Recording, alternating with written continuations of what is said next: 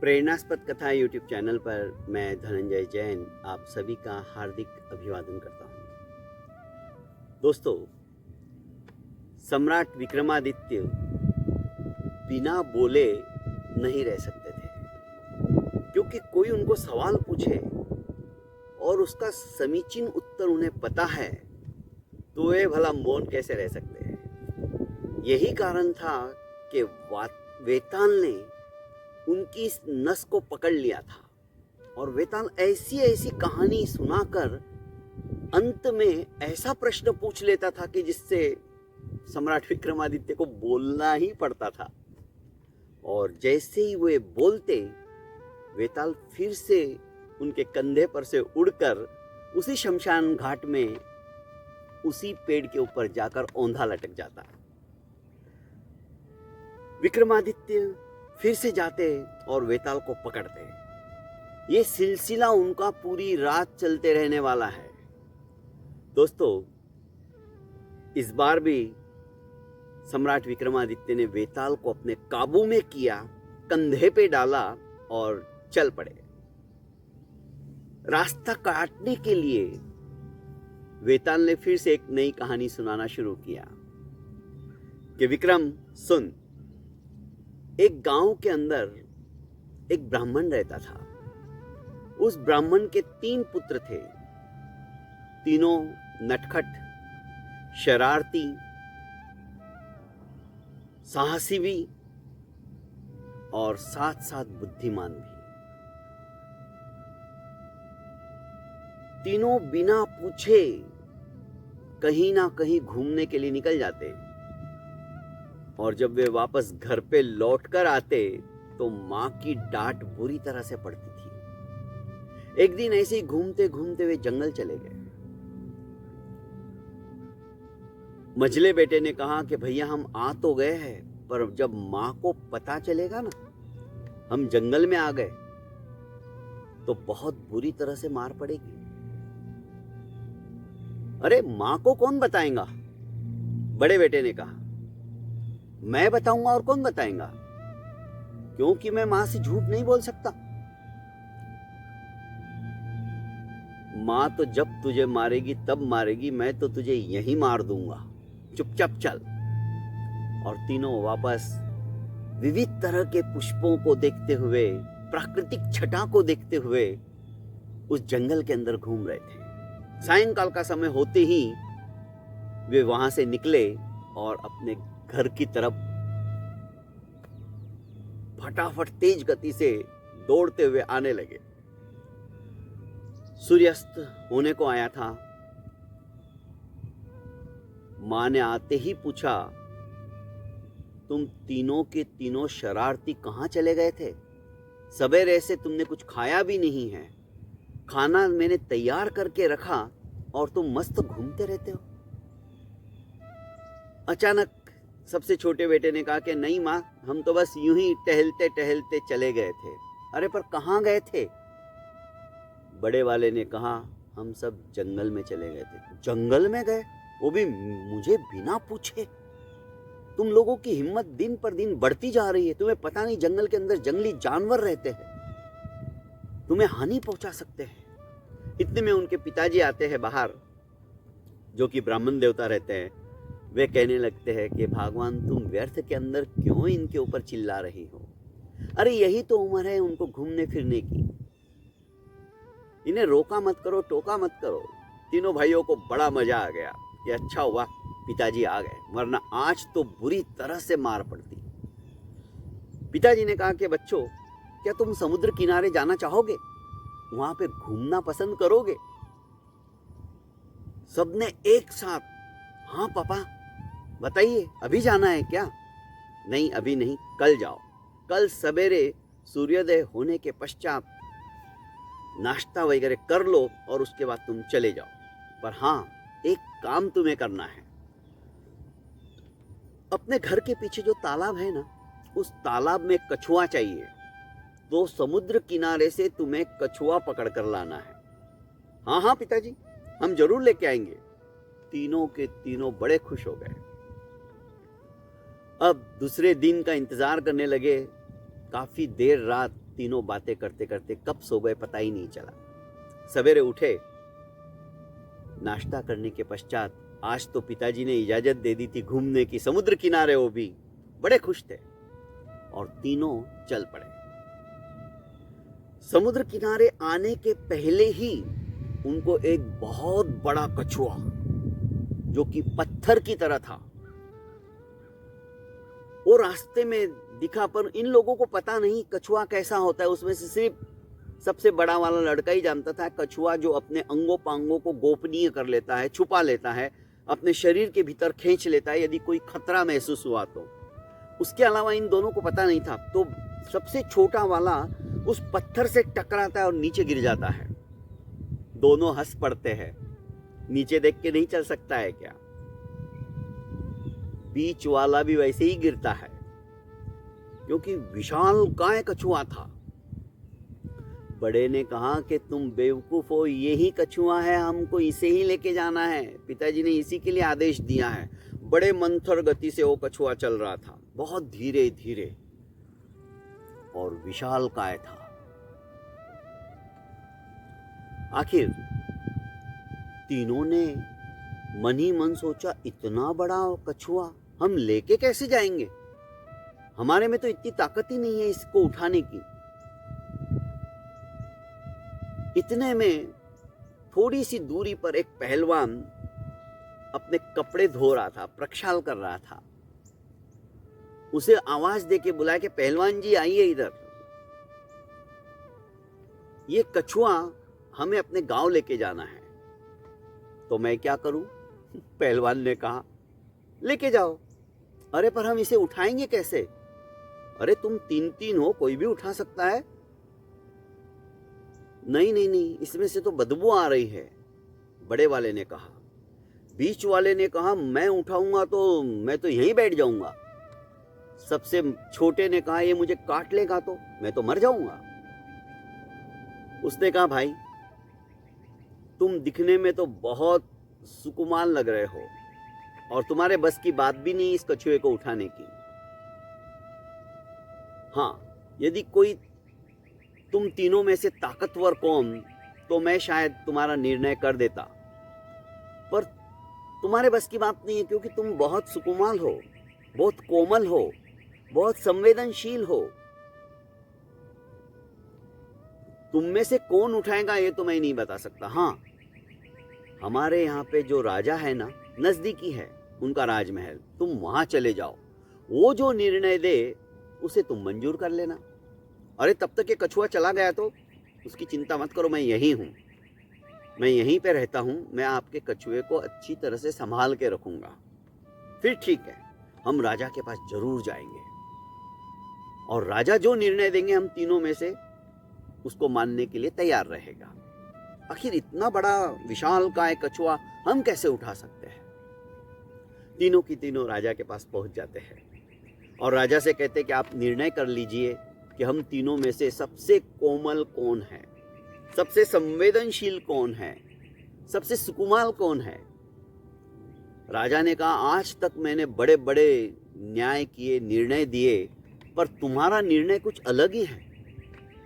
खैर, राजा की जिंदगी के अंदर भी ऐसे ऐसे प्रसंग आते हैं जिसका कि राजा को समुचित उत्तर देना अवश्यंभावी हो जाता है। मैं जरूर तुम्हें निर्णय दूंगा, पर आओ, तुम हमारे मेहमान हो। इतने में एक प्रहरी आ गया और कहने लगा कि महाराज, भोजन तैयार है, भोजन का समय हो चुका है, आप भोजन कर लीजिए। राजा ने कहा, ब्राह्मण देवता आइए, आप भी हमारे अतिथि हो तो भोजन कर लीजिए। तीनों के मुंह में तो पानी छूट रहा था, भूख भी लगी हुई थी। तीनों भोजन के लिए बैठे। सबसे बड़ा जो लड़का था, विविध तरह के पकवान उनके थाली के अंदर सजाए हुए थे, पर बड़े लड़के को छोड़कर दोनों मस्ती से खाना खा रहे थे। बड़ा लड़के ने छुआ तक नहीं क्योंकि उसे स्मेल आने लगी थी। उसने दोनों भाइयों से कहा, मुझे बदबू आ रही है। अरे तेरी नाक ही खराब है, छोटे ने कहा, तेरे हमेशा नखरे रहते हैं। प्रहरी ने भी जाकर राजा से कहा कि उन तीनों में से जो सबसे बड़ा है महाराज वो खाना नहीं खा रहा है। महाराज स्वयं उसके पास आए और कहने लगे, क्या बात है, क्या कमी रह गई है, हमें बताइए, अभी तत्क्षण हम उस कमी को दूर कर देते हैं और आपके लिए दूसरा खाना मंगा देते हैं। उसने कहा, महाराज इसमें पता नहीं, मुझे कुछ बू आ रही है और मैं नहीं खा सकता। पर क्या बू आ रही है, कैसी बू आ रही है? आप देखिए ना, इस चावल के अंदर बहुत अच्छी स्मेल नहीं आ रही है, गंदी स्मेल आ रही है। राजा ने चावल की वो थाल अपने पास लिया, उसको सूंघा। उन्होंने कहा, इसमें तो कोई भी ऐसी बदबू नहीं आ रही है, तुम्हें कैसे आ रही है? छोटे ने कहा कि महाराज इसके नाटक रहते हैं, घर में भी मम्मी के हाथों से, माँ के हाथों से कुछ गड़बड़ हो गई ना तो बस ये खाना ही नहीं खाता है, पता नहीं इसको क्या स्मेल आती रहती है। राजा ने कहा, तुम बताओ तो सही, तुम्हें स्मेल कैसी आ रही है? कि महाराज इसमें शमशान की जो राख रहती है ना, मुर्दों के जलाने के बाद की, उसकी स्मेल सी आ रही है इन चावलों के अंदर। क्या बात करते हो, हमें तो नहीं आई। महाराज ने प्रहरी से कहा, तलाश करो ये चावल कहाँ से आए। कि महाराज ये चावल तो हमारे खेतों के ही है और हमारे खेतों के चावल बहुत अच्छे होते हैं। महाराज ने कहा, हमारे खेतों के? हमारे खेत के आसपास कुछ है क्या? हाँ महाराज, एक शमशान हमारे खेतों के पास ही है, शायद उसी की राख उड़कर जब चावलों की खेती हो रही होगी तो उसमें गई होगी। वाह, मान गए, तुम अत्यंत सुकुमार हो, तुम अत्यंत संवेदनशील हो, क्या बात है। तुमने चावल के पकने के पहले ही जो शमशान घाट की जो राख थी, जो मुर्दों को जलाया जाती, उस राख की जो खुशबू है, जो स्मेल है, वो चावल के अंदर चली गई और उस चावल की खुशबू या बदबू जो भी कहो वो तुम्हें आ रही है। कमाल हो गया, सचमुच में तुम बहुत सुकुमार हो। इतने में दोनों ने कहा, तो क्या फिर कछुए को हम उठाएंगे? हंसने लगे राजा और कहने लगे, नहीं नहीं, तुम सचमुच में बहुत शरारती भी हो और बहुत मजाकिये भी हो। चलो, बहुत कुछ आज अच्छा लगा तुम तीनों से मिलकर। सायंकाल का समय हो रहा था। राजा के राजसभा के अंदर एक नर्तकी और एक गायिका दोनों आए। राजा ने कहा, क्या तुम्हें संगीत का शौक है? इसने कहा, हाँ, हम तीनों भाइयों को शौक है, पर गाना बजाना हमें नहीं आता है, इस मझले को आता है। पिताजी जब भी कोई भजन गाते हैं, मंदिर में कीर्तन करते हैं, तो ये मृदंग बजाता है, ये साथ दे सकता है। राजा ने मझले को कहा, क्या तुम मृदंग बजाना पसंद करोगे? हाँ हाँ महाराज, यदि आपका आदेश होगा तो मैं जरूर बजाऊंगा। तो जाओ, उस गायिका के पास बैठ जाओ और वही मृदंग पड़ा है उसे बजाओ। गायिका ने यमन कल्याण राग में अपनी तान छेड़ी, नी रे ग नी रे म ग म ग रे सा। वो देखने लगी, इसने तो मृदंग बजाया ही नहीं, ये अपने नाक को इस तरह से दबा रहा था। दोनों भाइयों को बोला कि मैं यहां नहीं बैठ सकता हूं। राजा भी और गायिका भी चुप हो गई, देखने लगी क्या हो गया, ये रुक क्यों गया, बिना ताल के मैं सुर कैसे छेड़ूंगी। आखिर ज्यादा देर तक ये बर्दाश्त नहीं कर पाया और उसने मृदंग उठाया और अपने दोनों भाइयों के पास जाकर बैठ गया। गायिका ने कहा, तुम वहां क्यों बैठे हो, इधर आके बैठो। मैं वहां नहीं बैठ सकता हूं। आखिर क्यों? गायिका ने महाराज की तरफ देखते हुए कहा कि महाराज, ये तो मेरा अपमान है, मेरी कला का अपमान है। यदि मुझे ताल बराबर नहीं सुनाई देगा तो मैं गाऊंगी कैसे? सुरों के साथ ताल का मेल होना बहुत जरूरी है। आखिर महाराज ने पूछा कि बात क्या है? हमेशा मृदंग वाले को तो गायिका के पास में ही बैठ के मृदंग बजाना चाहिए, तुम इधर क्यों आ गए? कि महाराज, मुझे बहुत बुरी तरह से स्मेल आ रही है। काय की स्मेल आ रही है? गायिका ने कहा कि अच्छा, मैंने चमेली के फूल लगा के आई हूं और चंदन का उपटन से आज मैं नहा के आई हूं, इसलिए शायद उसकी तुमको खुशबू आ रही होगी। नहीं नहीं नहीं नहीं, उसकी खुशबू नहीं आ रही है, मुझे कुछ और ही खुशबू आ रही है। अब गायिका थोड़ी रुष्ट हो गई। उसने कहा, महाराज ये मेरा बहुत बड़ा अपमान है और मैं सहन नहीं कर सकती। इसे पूछो काहे की बदबू आ रही इसको। मैं तो सोच रही हूं कि आज मेरे सब उबटन वगैरह की खुशबू ये ले रहा होगा, और यदि इसको वो खुशबू नहीं आ रही है तो ये इंसान नहीं, ये जानवर है। राजा ने कहा, तनिक ठहरो, पूछने तो दो, क्या स्मेल आ रही है। उसने पूछा कि भाई बता तो सही, तुझे किस तरह की खुशबू या बदबू आ रही है। उसने कहा, महाराज मुझे इसके शरीर से बकरी के दूध की बदबू आ रही है। बकरी के दूध की? गायिका से महाराज ने प्रश्न पूछा, क्या तुम आज बकरी का दूध पी के आई हो? उसने कहा, नहीं महाराज, अभी मैंने बकरी का दूध पीना छोड़ दिया, पर बचपन में जब मेरी माँ स्वर्गवासी हो गई तो मेरे घर वालों ने मुझे बकरी का ही दूध पिला के बड़ा किया। वाओ, मान गए, मतलब तुम्हारे नसों के अंदर, धमनियों के अंदर, खून के साथ जो तुम्हारे शरीर में प्रवाहित हो रहा है बकरी का दूध, उसकी स्मेल इन्हें आ गई। मान गए, अत्यंत सुकुमाल, अत्यंत कोमल, क्या इनकी घ्राणेंद्रिय है, अत्यंत तीक्ष्ण। अरे चमेली के पुष्प, खुशबूदार उपटन, उनके होते हुए भी, उनकी खुशबू के अंदर भी इन्हें बचपन से तुमने जो दूध पिया था उसकी तक खुशबू आ गई। मान गए, सबसे ज्यादा सुकुमाल तो यह है। अब दोनों भाइयों ने कहा कि महाराज फिर क्या, कछुआ हम उठाएंगे।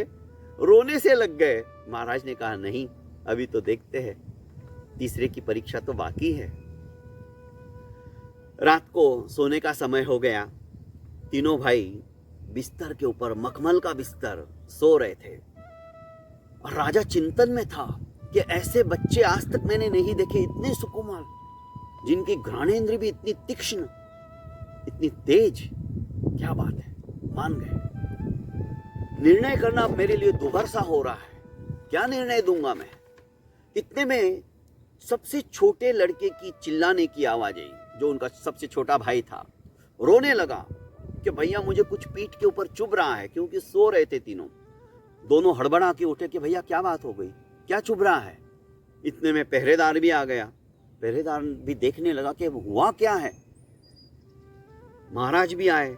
महाराज, इन्हें कुछ चुभ रहा है। महाराज ने कहा, आखिर क्या चुभ रहा है। पहरेदार से कहा, देखो गद्दे के नीचे कुछ है तो नहीं। 1 2 3 3 गद्दों के ऊपर ये तीनों सो रहे थे, और एकदम डनलप जैसे, स्पंज जैसे, उसमें भी इसको कुछ चुभ रहा है। अच्छी तरह से देखा गया, पर कहीं पे भी कुछ नजर नहीं आया। आखिर गद्दे बनाने वाले को बुलाया गया, तो तीसरे गद्दे में जो सबसे नीचे था, उसने जब खोल के उसे देखा उधेड़ कर, क्योंकि लड़के ने कहा इधर से ही मेरे को कुछ चुभ रहा है, तो वहां पर एक बाल उस गद्दे के बीच में था, जो कि उसके कमर पे एक निशान सा बन गया था, जैसे खरोंच सी आ गई हो, लाल हो गया हो। महाराज ने कहा, 3 गद्दे, सबसे नीचे वाले गद्दे में जो बाल है वो तुम्हें चुभ गया, सबसे ज्यादा सुकुमार तो तुम हो। अब दोनों जो बड़े और मझले थे वो कहने लगे, तो महाराज फिर क्या, कछुआ हम उठाएंगे क्या। महाराज ने कहा, नहीं, अब तो तुम्हें इनाम मिलेगा, तुम्हारे जैसे बच्चों को मैंने नहीं देखा। राजा मान गया कि सचमुच में ये तीनों अद्भुत है, अद्वितीय है। वेताल ने अब सम्राट विक्रमादित्य से पूछा, विक्रम अब बताओ, इन तीनों में सबसे सुकुमाल कौन? राजा किसको पारितोषिक भी देगा? तुम यदि जानते हो, तुम निर्णय करने में सक्षम हो, तो तुम्हें उत्तर देना ही पड़ेगा। सम्राट विक्रमादित्य हंसते हुए बोलने लगे कि वेताल, सबसे सुकुमाल यदि कोई है तो सबसे छोटा वाला लड़का। क्यों, वे दोनों सुकुमाल नहीं है? जिसने बकरी के दूध की भी पहचान कर ली, जिसने शमशान घाट के राख की पहचान कर ली? नहीं महाराज, नहीं वेताल, ऐसी बात नहीं है। महाराज ने भी बहुत सोच समझकर छोटे को ही पारितोषिक दिया होगा, और देना चाहिए। पर क्यों? वेताल ने फिर वही प्रश्न पूछा। वेताल को सम्राट विक्रमादित्य कहने लगे, कानों से सुनी हुई बात हो सकती है, क्योंकि शमशान घाट की राख और बकरी के दूध की बात हम जानकर भी ये बात बता सकते हैं। किसी को पता भी चल सकती है, अरे वो तो बचपन में उसकी माँ चली गई तो उसने बकरी का दूध पिया। उनके खेत शमशान घाट के नज़दीक है, इसलिए हो सकता है वहाँ से राख आई हो तो उसमें किसी स्मेल। पर ये जो गद्दे के नीचे जो बाल छुपा हुआ था और गद्दा उधेड़ कर जब वो बाल निकाला गया तो ये राजा ने अपने आँखों से देखा था, और आँखों से देखी हुई बात सीधी दिल तक पहुँचती है। और सबसे ज़्यादा सुकुमाल राजा ने भी उसी छोटे को दिया। इतना ही नहीं कि वो पारितोषिक का हकदार भी वही बना।